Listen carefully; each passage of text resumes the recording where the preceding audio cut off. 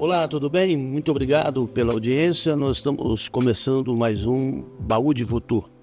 E hoje eu estou com o filho de um advogado muito conhecido em Votuporanga, foi vereador. Eu estou falando com o Marcos Antônio Gianese, filho do Antônio Gianese, carinhosamente chamado por Toninho Gianese. Marcos, muito obrigado por ter vindo. Bom, Marcos, como é que seu pai, a família do seu pai, a sua família veio para Votuporanga? Eles eram da onde? Vieram para cá quando? Então, Zeca, a família do meu pai, né, Gianese, uma família pioneira aqui em Votuporanga. Meu pai nasceu em Polônia, cidade próxima aqui ao município, e se deslocou para Votuporanga em torno de 2 anos de idade, né, juntamente com a minha avó, a Josefina Sestari Gianese, e o meu avô, João Gianese, certo? Então eles vieram de Polônia para Votuporanga. Agora, tem os outros ancestrais que seriam meus bisavós por parte paterna, né? Pedro Gianese e Aida Gianese. Mas só que eles vieram da Itália, né? Naquela época, 1910, 1914, né? A questão da guerra. Mas eles vieram para Votuporanga também ou não? Não, vieram na região. Na região. De Polônia para cá foram meus avós, pai e mãe do meu pai, né? Do Antônio. Você lembra o ano, não? Mais ou menos? Salvo engano, acho que em 1937. Ué, 37 foi quando o Votuporanga foi fundado. Então, Sim, virou comarca em 45, salvo engano. Sim. Né? Então vocês vieram, a sua família veio para cá. Sim, no entanto, São pioneiros. são pioneiros, né? Se estabeleceram ali na rua Amazonas, mais ou menos uns 100 metros para frente, né? Sentido Zona Norte, né? Em relação ao supermercado, que era o antigo supermercado Santa Cruz. Santa Cruz, correto. E aí, os seus avós vieram para cá para fazer o quê? Eles eram comerciantes? Comerciantes. Vieram tentar a vida, né? Na questão de comércio.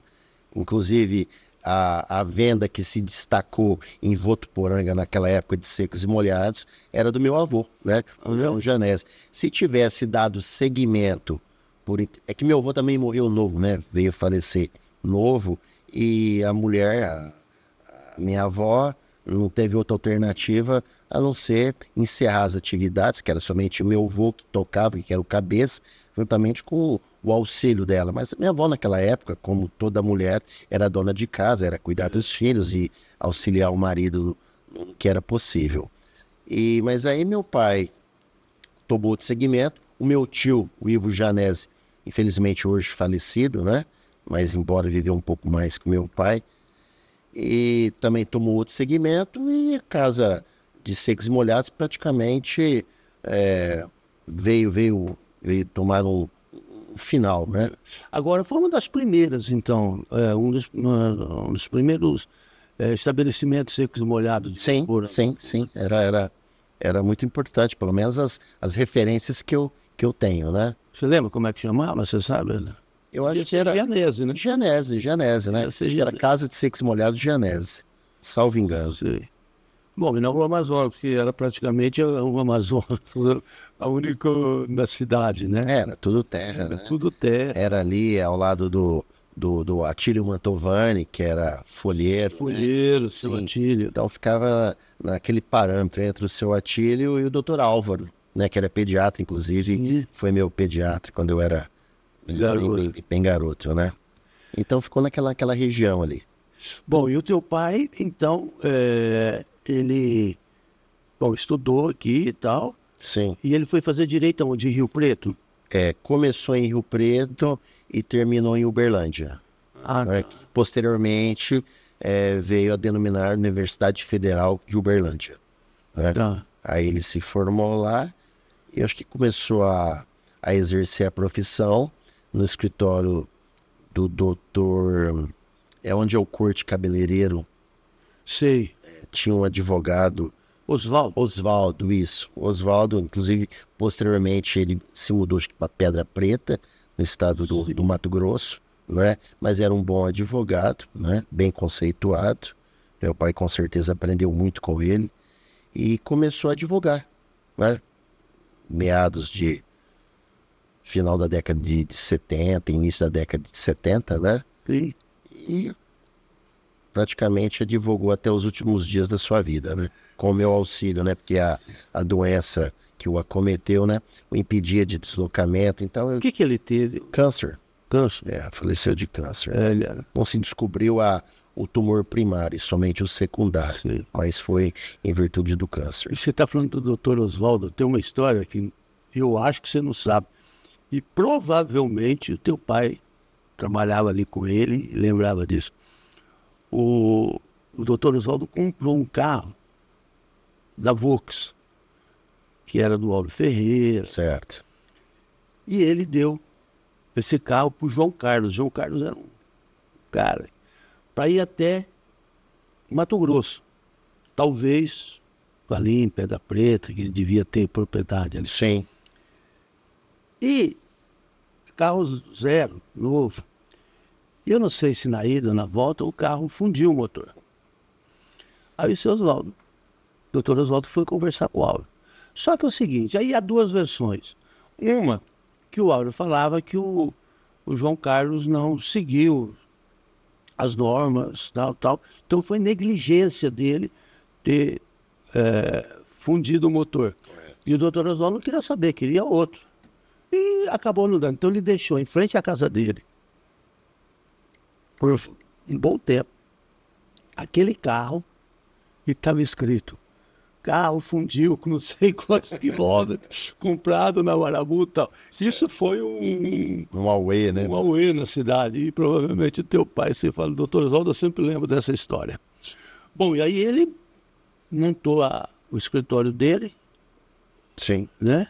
E qual era ele fazia o quê? Ele era criminalista? Naquela época fazia tudo, né? Meu pai era, né, sou suspeito para falar, mas meu pai era uma pessoa muito capacitada, né? Mas lia muito também. Lia. Eu sou daquela filosofia que só sabe um pouco quem lê muito, né? E meu pai, ele lia muito até no final da sua vida, nem tanto, lógico, a parte do direito, mas a Folha de São Paulo. Meu pai, ele destroçava a Folha de São Paulo. Devorava. Que envolvia política, né? E a própria área que ele atuou, a área de humanas. Então, uma coisa está correlacionada à outra. Mas ele fazia área trabalhista, fazia área civil, fazia área criminal, fazia tribunal do júri, ele tinha uma oratória, até os próprios promotores já falaram para mim, né, nos bastidores, que eu também milito nessa área, inclusive tenho 2 júris para fazer esse mês que está entrando aí, né, e que meu pai era uma oratória que não se vê hoje, embora a gente discute, né? O orador, ele é nato. É nato. Isso aí, em parte, procede. Mas é óbvio, você tem que aperfeiçoar, né?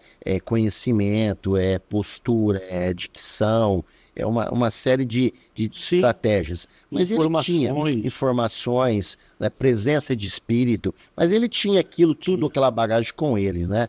E no júri, independente do resultado, porque a advocacia, principalmente na área criminal, é um pouco inglório, né? Você faz um excelente trabalho, mas o resultado não corresponde àquele trabalho. E tribunal do júri nada mais, nada menos é isso aí. Você faz aquilo. Porque é um pouco subjetivo, né? Porque o jurado dá o veredito, claro, de acordo com... Em cima das provas. Em cima das provas, mas assim, é um pouco subjetivo, né? Ou não? Vai dar análise, embora ao advogado como porta-voz da defesa e o Ministério Público como porta-voz da acusação. Sim. E os jurados, que são leigos, porque não são pessoas versadas na ciência do direito, são pessoas escolhidas, né, pelo juiz presidente, né, mas pessoas do seio da sociedade, independente de classe social, né, pessoas honradas, pessoas dignas, e vão emitir o seu parecer. Então aí entra a questão do subjetivismo, embora, como acabei de dizer, tem o Ministério Público embasado nessa linha técnica e, de outra forma, a defesa, né? Mas talvez o que possa ser interessante para você, a título de valorização da prova, para o jurado não é. E a decisão está com ele. E aí é aquela história, houve maioria 4-0, 4-1, então deu maioria, então aí a tese, ela é vencedora ou ela é perdedora, nesse Ô sentido. Marcos, você estava falando que o teu pai era um grande orador. Eu nunca vi um júri dele, mas conversei muito com ele. Eu sei o que você está falando e eu acho que acho não, tenho certeza que é isso. É a oratória, a maneira que o advogado defende. O peso é muito grande para acusar ou absolver. Ajuda, põe respeito. Lógico, aí depois vem a questão do conhecimento, a forma como você coloca o que precisa ser dito, vamos dizer assim. Você fica naquela expectativa e aquilo que você cria, mas não tem condições de saber como irá acontecer, aí vem um profissional e coloca. Então, quer dizer, aí entra a questão do convencimento. Sim. Né? Tudo vai de linha de convencimento. Se você convenceu, você ganha. Né? E a oratória é o carro-chefe dessa questão. Bom, e o teu pai teve aí, e vou te pôr grandes exemplos, doutor Ultimato Fava, Sim. doutor Viscardi, Jacó de Fernandópolis. Jacó de Fernandópolis era muito requisitado, Sim. né? E Laurindo Novaes Neto de Jales. Laurindo, Paulo Nimer de Rio Preto. Paulo Nimer, também outra grande figura. Todos falecidos. Todos. E, quer dizer, ele teve uma boa escola, né?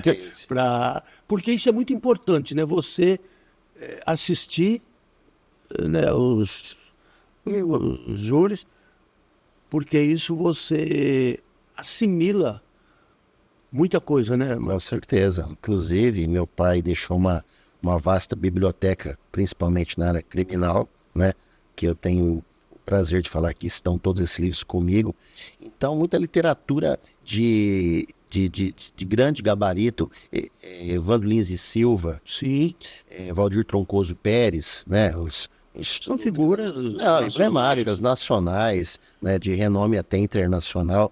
Então, felizmente, você só tem a aprender, né? Com o que essas pessoas transcreveram, que posteriormente viraram obras literárias. Sim. Né? Então, Não, bom, e ele entrou na política, ele sempre gostou da questão política, mesmo antes de ser vereador. sim. Eu era moleque, vamos dizer assim, né? Na época tinha os comícios. Tinha. Né? Pegava as ruas principais de uma movimentação e aí impedia com cavalete, colocava aqueles caminhões lá, Mercedes 1113, vamos fazer o palanque aqui, né? Mais na época do senhor Mário Pozobon, né? Sim. Época de 1985. 82, creio eu. 82. Sim. E em alguns comícios eu ia, né, com a minha mãe, né? E aí o pau pegava, vamos dizer assim, né? Porque a gente não havia pesquisa eleitoral. Isso. Sim, era outra época. Então a gente. Tecnologia. Então os candidatos ou olheiros, eles iam nos comícios, né, para saber quantas pessoas estavam lá. Porque isso era uma maneira, né, de você saber se o comício tem bastante gente, ele vai ter bastante voto, né? Certeza. E aí havia inclusive uma disputa muito grande para o último dia do comício, conseguir a concha acústica. Sim. Que ali a concha acústica era o grande, né? Sim. E também, Era a menina dos olhos, vamos dizer assim. era. O teu pai foi vereador um mandato só? Duas gestões. Porque ele foi suplente. Suplente. Ele foi suplente e ele assumiu na saída do doutor Bruno de Arroio. José Roberto Isso. Bruno de Arroio. Exato. Na época do seu Mário Pozobon. Sim. O seu Mário Pozobon era... Meu pai praticamente permaneceu naquela época o mandato 4 anos, né? Como ainda é hoje. Né? Só prefeito que teve uma época que era 5 anos. 6 anos chegaram. Chegou a 6 anos. acho que o João Núcio pegou e o Dalvo Guedes também. Porque eles faziam algumas coisas assim, vamos mudar para ter uma eleição só, para vereador, prefeito, deputado, governador, né? Então eles faziam uma... Aí depois mudava de novo. Então nesses acertos, muitas vezes, algumas vezes, o prefeito tinha 6 mandatos, o seu Mário teve 6. 6. E o teu pai também, né? Foram 6 anos, né? Então, eu não me recordo se foram 6 ou 4, mas meu pai, ele entrou, já praticamente estava no meio da legislatura, aí o Bruno de Arroio Teve que ir para deixou, Brasília, né? foi tratar. Sim, sim. E aí meu pai, como era primeiro suplente, aí acabou assumindo. E aí na próxima ele se recandidatou e foi suplente também, primeiro suplente. Aí entra aquela questão, o vereador nomeado por uma secretaria, coisa e tal, e aí ele assumiu a vaga. Porque eu não sei, Omar, eu nunca vi o teu pai fazendo campanha, assim, parece que ele era meio... Ele reservado, não era? Eu não sei, sabe? Porque você via os outros candidatos com faixa, placa, não sei... Meu pai era bem reservado nesse contexto. Ele acreditava muito no, sei lá, no boca a boca, nos amigos dele, né? E ele era do PMDB, né? PMDB, e já no final do seu período de política, ele estava afiliado junto ao PDT. Até quando o Leonel Brizola esteve aqui em Votuporanga, né, ocorreu uma carreata, tem até uma foto do meu pai ao lado do Brizola. E meu pai chegou a ser, nessa época, o presidente do PDT aqui em Votuporanga. Ah, então ele foi um dos... Sim, articuladores. Dos articuladores do PDT? Sim. Ah, eu sempre achei que ele... Época boa. Época boa, né? Inclusive um excelente político, né? O Leonel Brizola, pelo amor de Deus, foi o governador do Rio. Não ganhou a eleição presidencial por... Aquele ano foi de 89. Sim. Que... Perdeu pro Collor, até que o Lula era vice. Não, o Lula que disputou com o Collor. Porque assim, as pesquisas davam Collor em primeiro, Brizola em segundo. Certo. Se eu não me engano, Mário Covas em terceiro e o Lula era o quarto. Aí quando foi chegando perto das eleições, o Lula passou para terceiro. Mudou o cenário. Nas vésperas, o Lula passou o Brizola. Então aí ficou Collor e Lula. Mas teve uma coisa que é de se admirar. Imediatamente o Brizola apoiou o Lula. Sim. E dizem que foi a maior transferência de voto de um candidato para o outro. Porque na verdade o Brizola era o grande inimigo, entre aspas, da TV Globo, né? Sim. E a Globo pegou um Collor e falou, não, você é meu candidato. E aí ele ganhou. São coisas do passado. Certo. Mas, Marcos, me fala um pouco do teu pai. Como pai, como que ele era? Ele era uma pessoa reservada, ele era mais aberto, Veja bem, meu pai, eu não posso dizer assim da educação familiar dele, com certeza uma educação correta, sim, mas uma educação assim difícil, né, pelo próprio tempo, né, daquela geração. Mas graças a Deus é o que eu falo, a educação que eu tive por intermédio do meu pai, por intermédio da minha mãe, né, eu me tornei a pessoa que eu sou hoje, graças a Deus. Nós somos pagadores de conta, isso é muito importante. Acho que a gente tem que ter honestidade, caráter. E quer dizer, eu já vou fazer 50 anos de Votuporanga, eu amo isso aqui, não pretendo deixar em Votuporanga, isso aqui é meu porto seguro, né? Então é gostoso eu moro praticamente ao lado da casa da minha mãe, onde sempre moramos ali, né, atrás do supermercado Porecatu, antiga Lojas Americanas, no Mato Grosso, né, sim. Antigamente o 48, né, hoje é 3050, eu moro na 3070, onde era a casa do antigo tenor Belucci. Lembra, doutor? Lógico, comprador de algodão. De algodão, de café. De café. E aí depois vendeu para o doutor Duélio Bergamo, né? Aí eu comprei deles e eu já estou nessa casa já há 20 e poucos anos. Bom, e então com relação à educação do meu pai, assim, em relação aos filhos, eu só tenho a agradecer. Era uma pessoa enérgica, meu pai, da moda antiga, ele olhava, já estava dito o recado. É óbvio, né? Algum safanão aqui e ali, isso faz Sim. parte, é o tempero, né? Da educação à moda antiga, né? Talvez o que se falta hoje, infelizmente, por isso que está dessa forma, né? Mas graças a Deus, embora minha mãe ficava mais a cargo dessa questão. Meu pai era o último estágio. Se precisava intervir, aí seria, né, era meio diferente, mas nada da normalidade, vamos dizer assim.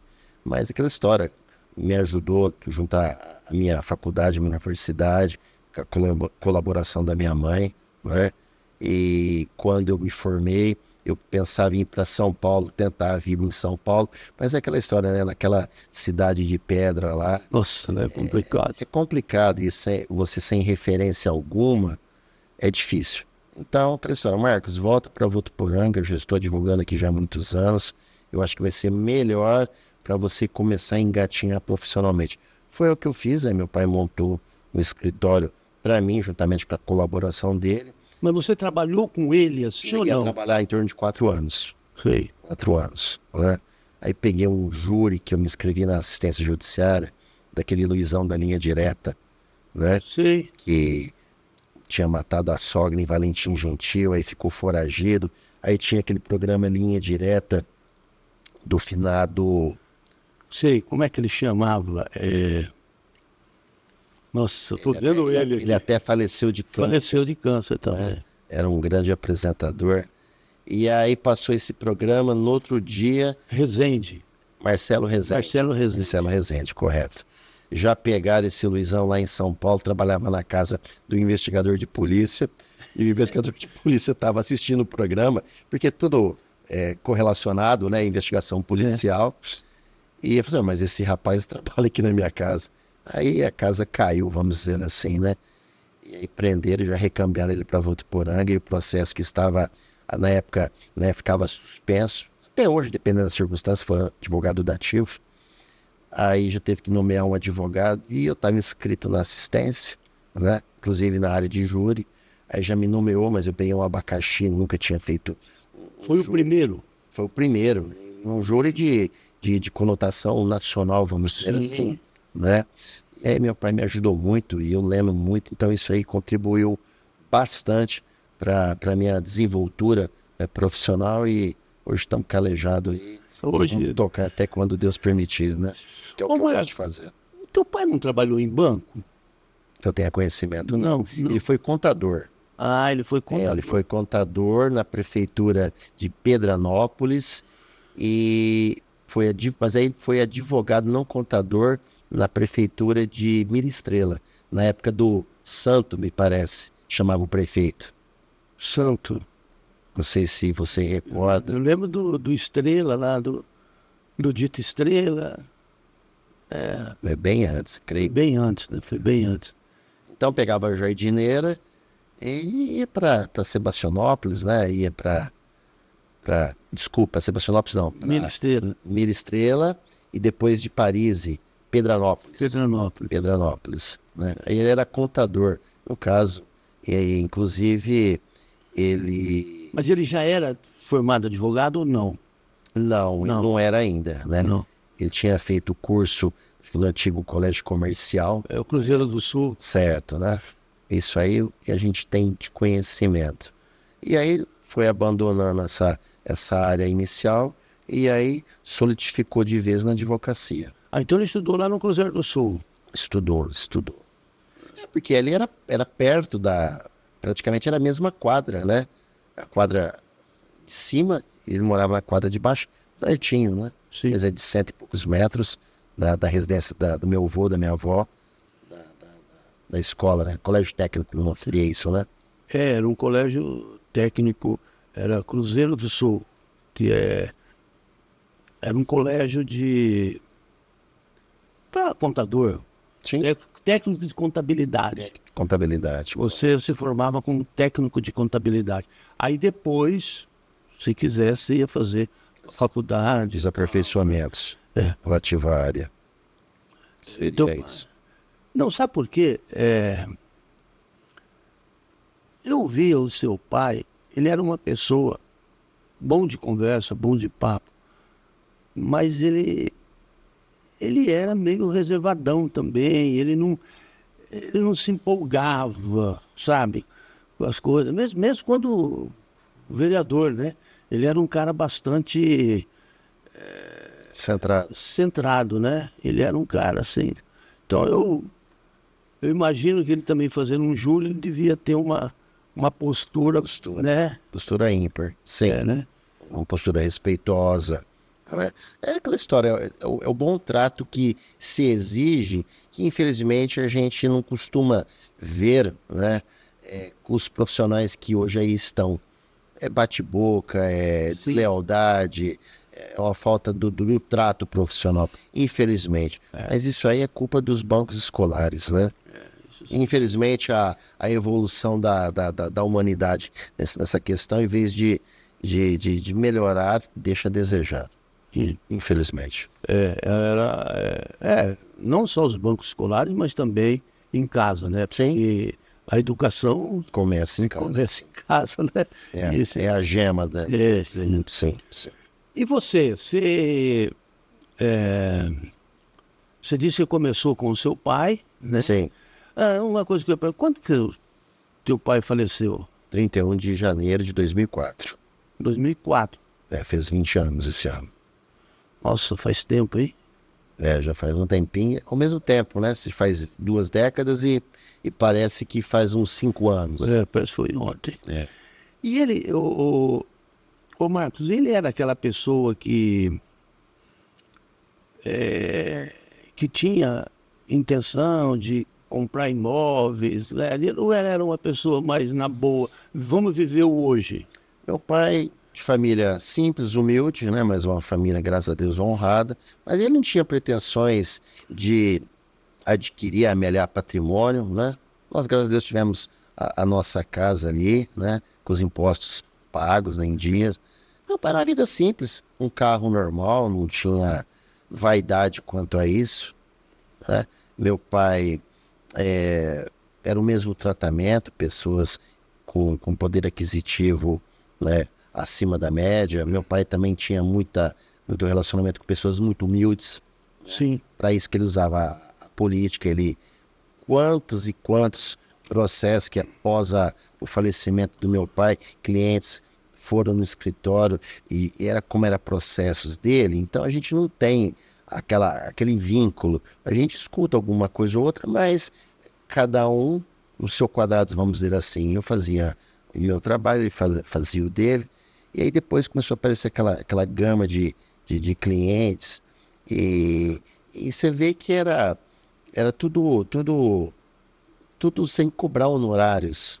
E aquela história, você como profissional da área, você ganha pão. Tudo ali, se você não cobrar, você não tem como sobreviver. Mas você sabe, Marcos, eu já entrevistei algumas pessoas aqui. Lá no passado, isso era meio comum. Sim. Sabe, por exemplo, o doutor Otávio Viscardi. Ele morreu pobre. E era um grande advogado. Grande profissional. Os médicos, já tive alguns médicos aqui, doutor Jamilo, doutor Jonas, doutor Walter, doutor Miranda. Eles atendiam as pessoas e eles não tinham como pagar. Eles pagavam com frango, com galinha, com porco, né? Vai ficar sem atender? Não tem como, né? E também... princípio humanista. E exatamente, né? Era uma questão mais... E eu não sei hoje, tá? Não estou fazendo nenhuma comparação. Mas eu ouço muito dizer que naquela época era muito comum isso. A pessoa ia no advogado, não tem dinheiro. E o advogado pegava a causa a si mesmo, né? Sim. Hoje se faz menos, né? Pelo que eu acompanho. Hoje parece que, infelizmente, o dinheiro vem na frente. Né? Cifrões é complicado. Mas é aquela história, né? Que eu acabei de dizer. A gente precisa disso até para sobreviver. Então a gente tem que fazer o meio termo. Não digo cobrar o que a tabela aconselha, mas um valor, né, que dê para ambas as partes, para Fica bom para todo o mundo. constituinte e para o constituído. Inclusive, eu estou com um serviço pendente na área civil, né, uma indenização. O cliente, que virou amigo, né? Mas aquela história, a gente também tem que separar a amizade Do do trabalho. profissionalismo. Embora a gente separa, mas ao mesmo tempo funde um no outro. Então aquela história, a gente não cobra o que vale. Faz um preço mais coerente, mas nem pergunta, deixa a documentação e vamos montar isso aí, vamos... Nem quer saber quanto vai ficar. não quer nem saber, e vão galgar as raias da justiça aí, do judiciário, para dar uma solução nessa lide. E é isso aí. Mas hoje tem Defensoria. justiça gratuita, né? Seria, né? Seria aqui a Procuradoria do Estado. Dependendo de alguns outros estados, por exemplo, Mato Grosso do Sul, já é Defensoria Pública. Aqui é Procuradoria. Mas é um 6 por meia dúzia, né? E visa o quê? Visa socorrer pessoas necessitadas que têm um problema jurídico para serem resolvidos e que não há condições mínimas, né? A não ser que eu falo, vai tirar da própria boca para poder ter que pagar um advogado. Aí, no caso, se socorre a Procuradoria. E Aí, aí como há um convênio junto à Ordem dos Advogados do Brasil, no caso a subsecção de Votuporanga 66, aí como os procuradores, creio eu, que não é que não dão conta de resolver todos os problemas, porque a demanda, a gama de serviço é muito grande, mas talvez a questão territorial, como estar vindo em Votuporanga, um procurador de São José do Rio Preto, coisa e tal. Então a gente firmou esse convênio para ficar mais fácil, né, para o processo caminhar e também ficar mais fácil para o necessitado, no caso a população carente. Aí presta o serviço, né, tem que ser um advogado, lógico, tem escrito na ordem, com os predicados todos aceitos, né? E prestar o serviço, independente se é de boa qualidade ou não é, aí vai dar. Mas né? ele vai ter a defesa. Vai ter uma defesa. Talvez não seja uma defesa à altura, né, de um advogado especialista, um advogado renomado, né? Aí é diferente. Igual você comparar um médico recém-formado com um cirurgião, né, de alto gabarito. Então, E aí o advogado recebe ou não? recebe. Recebe lá um Pelo valor. Estado. Pelo Estado. É uma tabela, são duas tabelas, né? Uma tabela pelo convênio, firmado junto à OAB e à Procuradoria Geral do Estado, e uma tabela, que é uma tabela indicada pela Ordem dos Advogados do Brasil, para o advogado cobrar na área, na seara particular. Seria isso. Aí os valores são muito diferentes. Sim. São muito diferentes. Mas o trabalho é o mesmo, vamos dizer assim. Aí vai do profissionalismo de cada, né, de cada advogado. Mas, viu, você estava falando do advogado gabaritado. Eu uma vez ouvi uma história que foi um fazendeiro, coisa assim, um advogado de renome, esses, né, topo de linha. E aí ele falou, tal, o advogado bateu, não sei o quê, a terceira, aí, assinou, entregou para ele, né? Aí o cara falou, quanto que é? Falou, 20 mil. Ô, doutor, o senhor fazer um negócio desse é 20 mil? Ele pegou, rasgou a assinatura dele, entregou, falou, não, isso aqui é de graça. Quer dizer, o nome do advogado pesa muito, né? Pesa. A gente observa muito isso em sustentações orais junto a tribunais superiores, no STJ, no STF. Embora, num julgamento, quando, no caso, um juiz de um tribunal, que seria a denominação de ministro, ou até mesmo desembargador em relação a tribunais dos estados, Tribunal de Justiça do Estado de São Paulo, o voto já está pronto. Então, quer dizer, a decisão já está pronta. Aquela questão de você estar presente para poder desenvolver a sua sustentação oral é meramente formalidade. A não ser, e eu observo nas sustentações de colegas, até mesmo as minhas, mas mais em relação a colegas, porque a forma de você angular e absorver o que realmente está acontecendo é diferente. Então, quando o desembargador ele procura seguir o voto, muitas vezes talvez o desembargador não sabe nem ao certo o que está, lógico, sabe o que está sendo decidido, mas eu falo assim, as entrelinhas. Sim. Porque um desembargador ou um ministro, ele tem a equipe dele de assessores. Sim, lógico. Não tem como. Então, quer dizer, um desembargador é igual tipo um deputado estadual federal, né? Ele tem uma estrutura a serviço dele. Porque ele tem que dar uma solução, ou errando ou acertando, essa decisão tem que vir. Então, eu observo o desembargador, algumas vezes, chega no julgamento, agora, infelizmente, é de forma telepresencial, o que eu não concordo, é bom para um lado, mas péssimo para outros. Mas todos são assim ou não?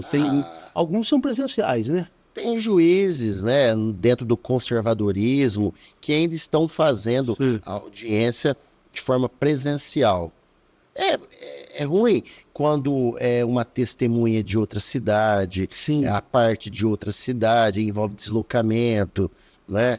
Mas hoje, você pode estar em qualquer lugar do planeta, Você está você está participando. lado, você está participando, né? Então, se observa o desembargador chegando ali, a gente crê que ele esteja com conhecimento, mas ele não discute. O voto dele já está pronto, ele fala, acompanha o voto.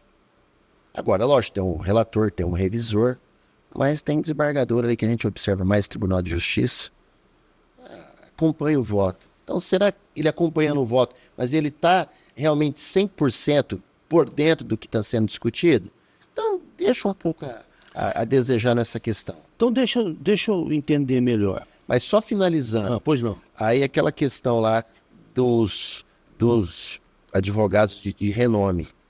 A gente observa, óbvio, embora isso é natural, eles possuem um trânsito mais, né, Mais livre, fácil. mais fácil, né? Até pela competência, o peso que se justifica ao escritório dele. Não é aquela história também, né? A gente não pode falar sem provas que ali já está tudo certo ou não. A justiça ela tem que ser feita. Se ela está sendo coerente ou não, isso é ponto de vista, mas dentro do ordenamento jurídico. Porque esses escritórios, esses advogados de nome também não ganham todas, né? Não ganham Não todas. é o nome só. A gente observa, faz a sua ostentação, mas o resultado que eu falo é inglório. O trabalho está impecável, mas o resultado que se almejava, infelizmente, não veio.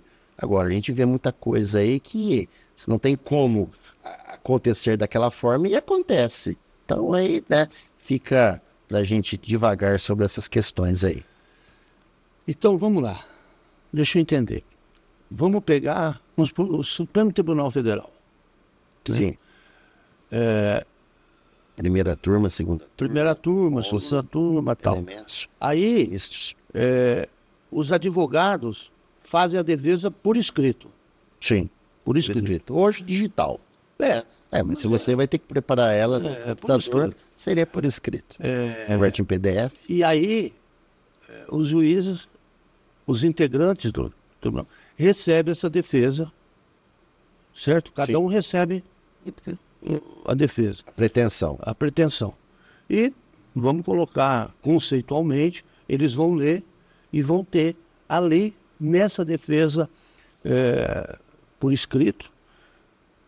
Eles já tomam a decisão, teoricamente.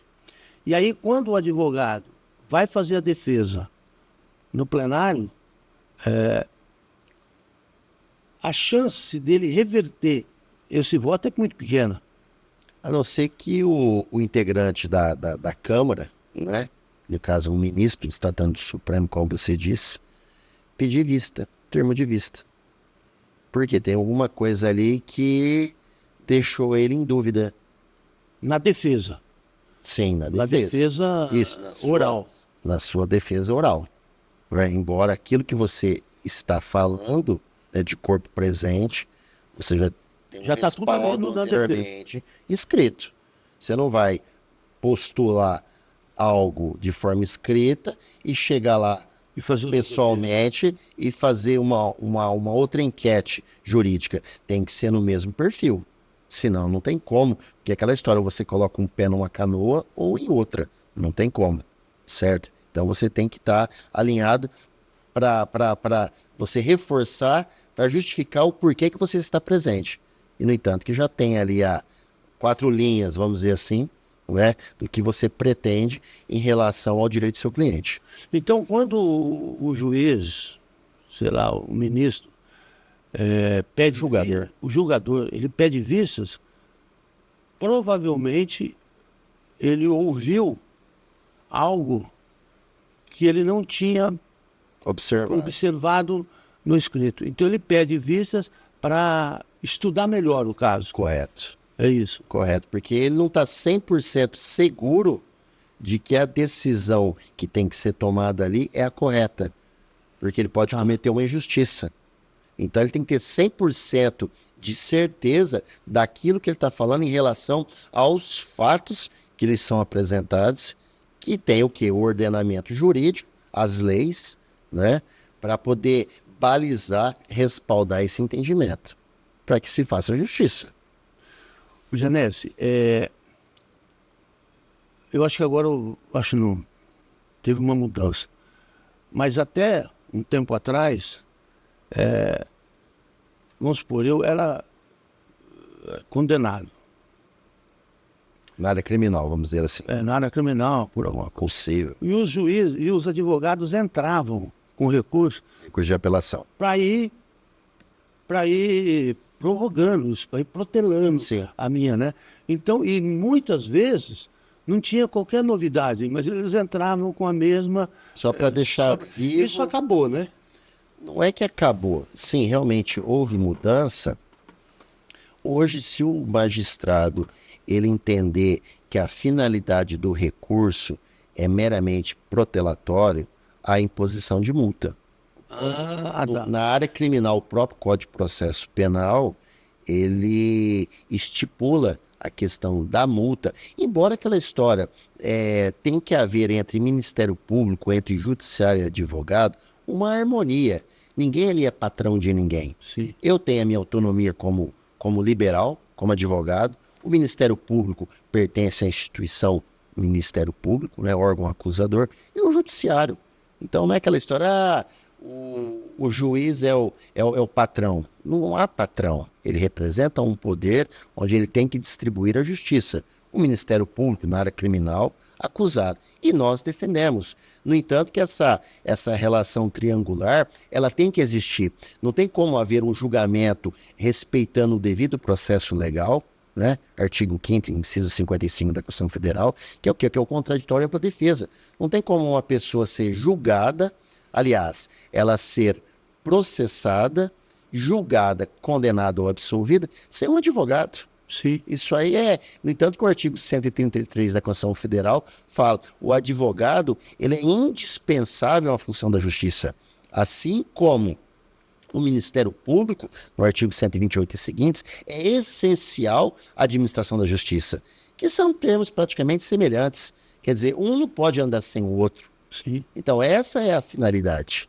Sem isso aí, não tem como haver um processo justo e equilibrado.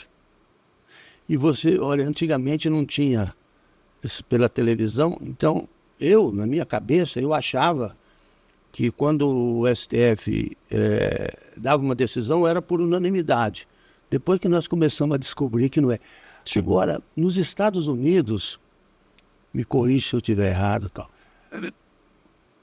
Quando o jurado dá o seu, tem que ser por unanimidade. Lá não é assim, 5 votaram contra e 4 votaram a favor, né? Tem que ser unanimidade. No caso, não é maioria, como não é maioria. Ocorre no Brasil. Lá, como você disse, unanimidade. Né? Embora o direito lá, países latino-americanos, É óbvio, a gente tem a nossa origem, Sim, que é o direito romano, sim. né? Aí temos as escolas clássicas, francesas, inglesas, que é o direito costumeiro, né? Os Estados Unidos é diferente, a origem é outra. É que lá, se há outra forma, o rito, o Sim. procedimento, eu não conheço a A fundo, fundo. né? Então eu não vou falar aquilo que a gente não detém conhecimento, né? Mas guarde-se semelhança em alguns pontos, mas como você disse, se condena ou se absolve por unanimidade. Se não Certo? muda o jurado, Exato. até chegar a uma Exato. unanimidade. A um consenso. Sim, seria. É complicado, né? Bom, que nem, por exemplo, 90% dos brasileiros, não só brasileiros, mas que não seja dos Estados Unidos, não entende direito a eleição de lá, né? Porque Os condados. você vota no delegado que o Sim. delegado vai votar, quer dizer, é meio uma eleição indireta, né? Sim, sim, sim. Mas isso vem desde 1400 e sei lá quanto. Já há muito tempo. Genésio, estamos chegando ao final do nosso bate-papo. Eu quero te agradecer muito. Se você quiser colocar alguma coisa que ficou para trás, falar do seu pai, que foi uma figura muito importante. Ele nunca quis ser candidato a prefeito, né? Não, nunca teve pretensão. Desde criança, nunca escutei, né, nesse sentido. Ele gostava era de ser vereador para representar o povo. Ele gostava. Sim. Né, que eu disse aqui na minha fala, conversava com muita gente assim, de renda baixa, tentava ajudar. Então ele gostava que eu falo, hoje tem sessão. Ele pegava o terninho azul dele, gravatinha vermelha, e ia lá colocar suas ideologias, né? E ele nunca quis ser promotor, juiz, ele gostava de ser advogado. Advogado. Que eu tenha conhecimento, meu pai nunca prestou um concurso para delegado, para Ministério Público, para juiz de direito, advogado. E ele sempre falou para mim, Marcos, embora eu como advogado tenha previsão no Código de Processo Penal 268, né, que é do assistente de acusação. O que é o assistente de acusação? Seria um segundo promotor, Sim. vamos dizer assim, né? Quando você representa os interesses da parte do ofendido, né, no caso. Então, por meio de um profissional habilitado, mas eu já atuei como assistente de acusação. Eu nunca vi meu pai atuar como assistente de acusação. Meu pai sempre falou, Marcos, advogado, a essência do advogado é defender. E realmente, advogado é defender, não é acusar. Não é acusar. E das vezes que lógico, a gente é contratado, a pessoa ela confia no teu trabalho, ela contrata os seus trabalhos, mas você acusando, parece que falta algo. Você Sim. acusa, mas não é. Você não se sente bem acusando, que a minha essência é de defensor. Então, aquela história, é o que eu sempre falo, você tem que ser leal comigo em relação ao alinhamento cliente-advogado. Você tem que ser leal, porque se for preciso a gente ir no inferno e abraçar O dito o cujo. dito cujo, nós vamos fazer e vamos voltar. Mas só que você tem que ser firme, você tem que ser leal comigo. Então, quer dizer, isso é o gostoso de exercer a advocacia. Talvez a gente observe aí advogados, tudo bem, vai muito de perfil, talvez está advogando, mas não é bem aquilo que você quer para você, né? E tá aí, tá advogando, talvez até se saia bem profissionalmente, vamos dizer assim, financeiramente, né? Mas eu vejo que falta muita a coisa, deixa a desejar em muitos profissionais, e eu sempre falo também, um bom profissional. O que é um bom profissional? Primeiramente, você tem que ser honesto, né? E depois você tem que ser competente. Não adianta você ser competente, ele é competente, mas ele é desonesto.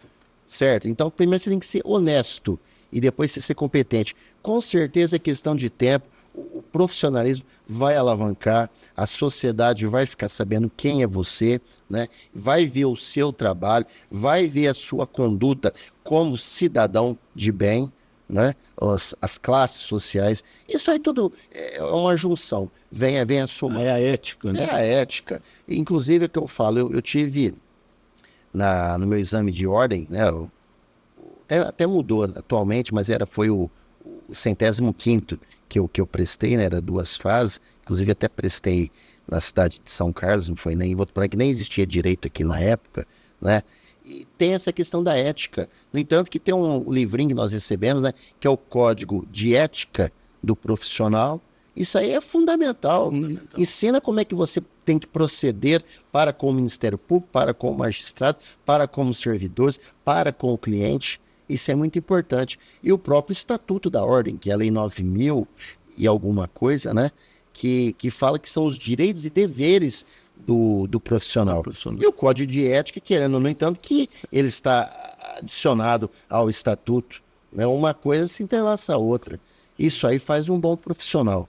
Mas temos que ser honestos. Então, é só na área do direito, qualquer outra área, qualquer profissional. Qualquer lugar. Seria isso. Qualquer ser humano tem que ser. Sim, sim. Marcos, muito obrigado por ter vindo. Eu que agradeço. E é muito gostoso falar do Toninho Gianese, grande amigo. Bem, e por aqui nós encerramos mais um Baú de Votor. Nós voltamos na próxima semana com mais um convidado. Muito obrigado pela audiência e até semana que vem.